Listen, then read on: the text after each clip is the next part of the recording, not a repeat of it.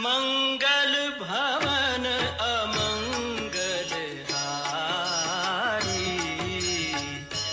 प्रिय भक्तों, प्रेम से बोलो सियावर रामचंद्र की जय। भक्तों, पिछले एपिसोड में आपने सुना राजा प्रताप भानु ने पूरा जो अपने पड़ोसी राजाओं को जीत करके और फिर वन को आखेट करने गए और वहाँ से वापस रास्ता भटक गए और वहाँ किसी मुनि से जो है भेंट हुई और वो मुनि पूर्व में राजा प्रताप बान से हारा हुआ था, जो कपटी रूप में वन में बैठा था और वो अपना बदला लेने के लिए राजा प्रताप भान को अपने बस में कर करके और आगे वही कथा आपको सुनाई जा रही है। अभी वही लगातार चालू है राजा प्रताप भान की कथा, तो आप प्रेम से सुनिए। तापसन निज सखाए निहारे, हर से मिला उठे भयो सुखारे। मित्र ही कहे सब कथा सुनाई, जातु धान बोला सुख पाई। तपस्वी राजा अपने मित्र को देखकर प्रसन्न हो उठकर मिला और सुखी हुआ।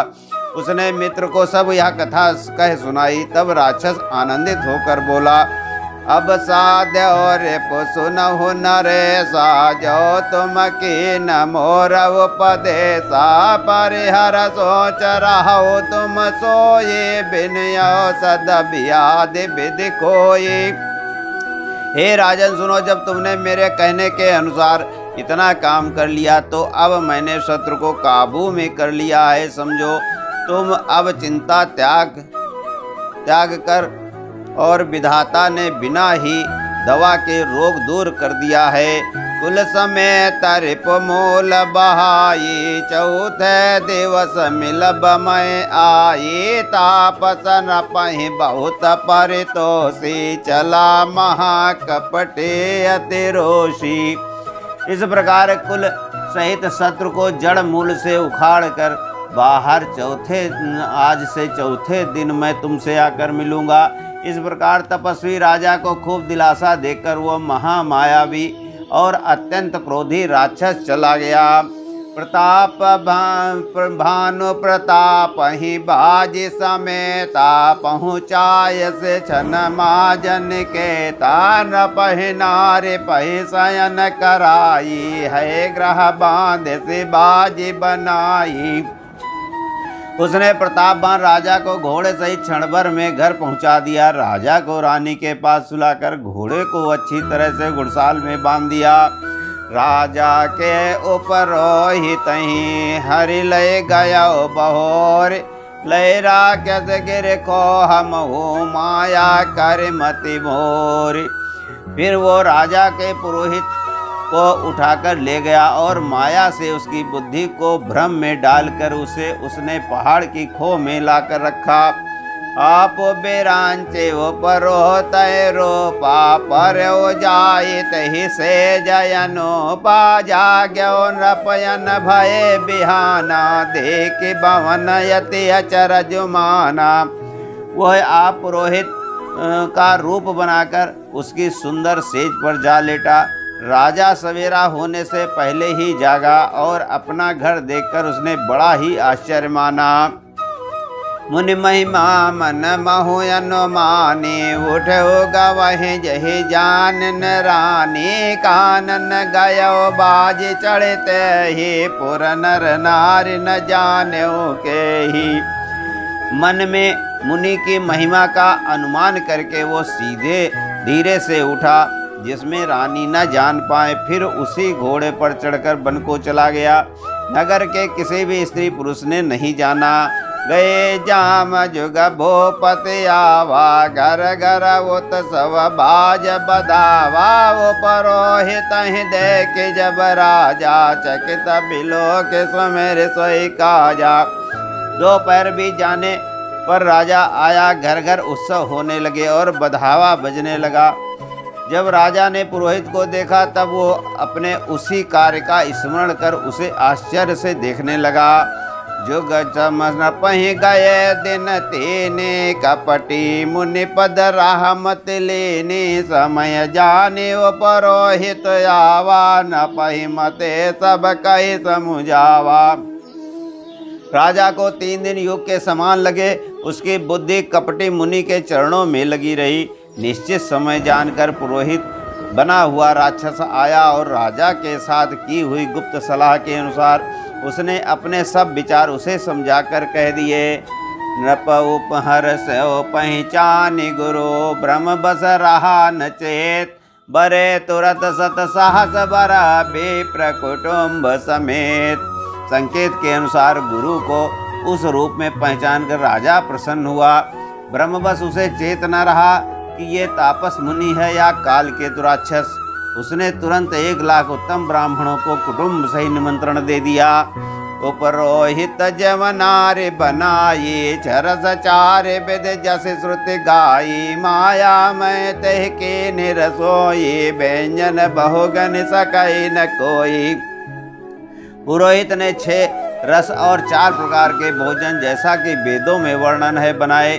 उसने मायामयी रसोई तैयार की और इतने व्यंजन बनाए जिन्हें कोई गिन नहीं सकता था। विविध मृगन करयाम सराधा, तहि मोह बेप्रमा सुकल साधा, भोजन कहो सब बेप्र बुलाए, पद पखारि सादर बैठाए। अनेक प्रकार के पशुओं का मांस पकाया और उसमें उस दुष्ट ने ब्राह्मणों का मांस मिला दिया। सब ब्राह्मणों को भोजन के लिए बुलाया और चरण धोकर आदर सहित बैठाया। परसन जब ही लागे महिपाला, भई आकाश बानी तहि काला, बेप्रबंध वटे वटे ग्रह जाओ, है बड़ी हानि अन्न जन खाओ।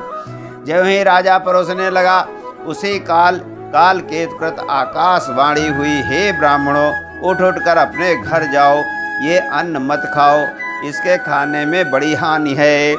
भयो रसोई भोसुर मासो, सब दुज उठे मान बेसासो, भीप भूप से कलमते मोह बुलानी, भावी बसन याव मुख बानी। रसोई में ब्राह्मणों का मांस बना है। आकाशवाणी का विश्वास मानकर सब ब्राह्मण उठ खड़े हुए। राजा व्याकुल हो गया, परंतु उसकी बुद्धि मोह में भूली हुई थी। होनहार बस उसके मुंह से एक बात भी न निकली।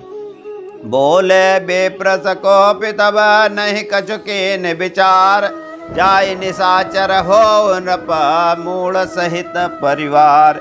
तब ब्राह्मण लोग क्रोधित होकर उठे और उन्होंने कुछ भी विचार नहीं किया। अरे मूर्ख राजा, तो जाकर परिवार सहित राक्षस हो जा। छत्र बांधो तय बेप्र बुलाई, घाल लिए सहित समुदाय, ईश्वर राखा धर्म हमारा, जय हसित समेत परिवारा। हे नीच क्षत्रिय, तूने तो परिवार सहित ब्राह्मणों को बुलाकर तूने नष्ट करना चाहा था। ईश्वर ने हमारे धर्म की रक्षा की है, अब तो परिवार सहित नष्ट होगा। संवत मध्य नासत वो जलदाता, न रही कुल को वो नृप सुन श्राप, विकल यति त्रासा, भय बहोर बर गिराय कासा। 1 वर्ष के भीतर तेरा नाश हो जाए, तेरे कुल में कोई पानी देने वाला तक न रहेगा। साफ सुनकर राजा भय के मारे अत्यंत व्याकुल हो गया। फिर सुंदर आकाशवाणी हुई। बेप्रौ श्राप विचार न देना, नहीं अपराध भूप कछुके ना, चकित बेप्र सब सुन नभ बानी, भूप गयो जहाँ भोजन खानी। हे ब्राह्मणों, तुमने विचार कर श्राप नहीं दिया, राजा ने कुछ भी अपराध नहीं किया। आकाशवाणी सुनकर सब ब्राह्मण चकित हो गए। तब राजा वहां गया जहां भोजन बना था। कहा न यसन नह बेप्रसुआरा, फिर राव न सोच अपारा, सब प्रसंग महि सुरन सुनाये, त्रस्य पर यवनीय कुलाई। देखा तो वहां न भोजन था, न रसोईया और न ब्राह्मण ही था। तब राजा मन में अपार चिंता करता हुआ लौटा। उसने ब्राह्मणों को सब वृत्तांत सुनाया और बड़ा ही भयभीत और व्याकुल होकर वो पृथ्वी पर गिर पड़ा। भूपति भावे मिटहि नहीं, यद्यपि न दोषन तोर, दिए या किए अन्यथा होय नहीं, विप्र श्रापयति घोर, सियावर रामचंद्र की जय। हे राजन, यद्यप तुम्हारा दोष नहीं है तो भी होनहार नहीं मिटता है। ब्राह्मणों का शाप बहुत ही भयानक होता है, ये किसी तरह भी टाले टल नहीं सकता। अस कहि सब महि देव सिधाये, समाचार पुर लोगन पाए, सोचे दूषण दैव देहि, विचरत हंस कागज जेहि। ऐसा कहकर सब ब्राह्मण चले गए। नगरवासियों ने ये समाचार पाया तो वे चिंता करने और विधाता को दोष देने लगे, जिसने हंस बनाते बनाते कौवा कर दिया। ऐसे पुण्यात्मा राजा को देवता बनाना चाहिए था, सो राक्षस बना दिया। उपरोहित ही भवन पहुँचाए, असुर तापस खबर जनाए, तही खल जहाँ तहाँ पत्र पठाए, सज सज सेन भूप सब आए। पुरोहित को उसके घर पहुंचाकर असुर काल केतु ने कपटी तपस्वी को खबर दी। उस दुष्ट जहाँ तहाँ पत्र भेजे, जिसे सब बैरी राजा सेना सजा सजा कर चढ़ दौड़े। घेरे हैं नगर निशान बजाए, विविध भांति नित्य होई लड़ाई, जूझे सकल सुबट कर करनी, बंधु समेत पर और नप धरनी। और उन्होंने डंका बजाकर नगर को घेर लिया। नित्य प्रति अनेक प्रकार से लड़ाई होने लगी। प्रतापवान के सब योद्धा सूरवीरों की करनी करके रण में जूझ पड़े। राजा भी भाई सहित खेत रहा। सत्य केतु कुल को नहीं बाचा, विप्र श्राप किमि होई असाचा, रिपुज में सब नप नगर बसाए, निजपुर गवने जय जसु पाई। सत्य केतु के कुल में कोई नहीं बचा। ब्राह्मणों का शाप झूठा कैसे हो सकता था। शत्रु को जीतकर नगर को फिर से बसाकर सब राजा विजय और यश पाकर अपने अपने नगर को चले गए। भरद्वाज सुन जाय सब होय विधाता बाम, दूर मेरु सम जनक सम, ताहि ब्याल सम दाम, सियावर रामचंद्र की जय। याज्ञवल्क्य जी कहते हैं, हे भरद्वाज, सुनो, विधाता जब जिसके विपरीत होते हैं तब उसके लिए धूल सुमेर पर्वत के समान भारी और कुचल डालने वाली, पिता यम के समान काल रूप और रस्सी सांप के समान काट खाने वाली हो जाती है। बोलो सियावर रामचंद्र की जय। भक्तों, यदि आपको ये श्री राम की कथा अच्छी लग रही है तो हमारे चैनल को सब्सक्राइब करें और लाइक करें और बेल आइकन को दबाएं, जिससे आपको ये कथा कंटिन्यू और सबसे पहले प्राप्त हो सके। बोलो सियावर रामचंद्र की जय।